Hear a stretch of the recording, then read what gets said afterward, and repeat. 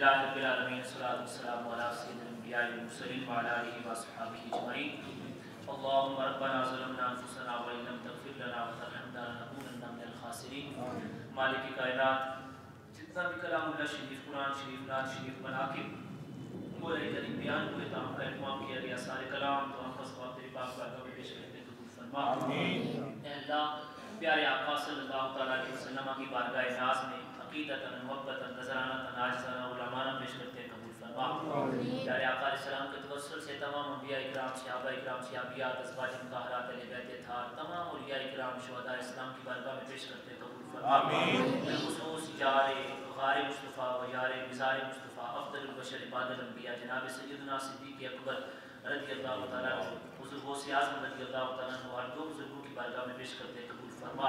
اے اللہ ان پاکوں کا صدقہ ہم سب کو گناہوں سے پاک فرما۔ اے اللہ ہماری پریشانیاں دور فرما۔ اے اللہ ہماری حاجات کو پورا فرما۔ اے اللہ جتنے مسلمان تن دست ہیں سب کو خوشحال فرما۔ جو بے اولاد ہیں انہیں صاحب اولاد بنا، جو قرض دار ہیں انہیں قرضے سے خلاصی عطا فرما، جو پریشان حال ہے ان کی پریشانیاں دور فرما۔ اے اللہ جو محتاج ہیں انہیں غنی فرما۔ مالک ہماری مسجد کا کام ہو رہا ہے، جن دوست احباب نے اس مسجد کے کام کے اندر تعاون فرمایا ہے تو جانتا ہے، اے اللہ سب کو دارین کی سعادتیں عطا فرما۔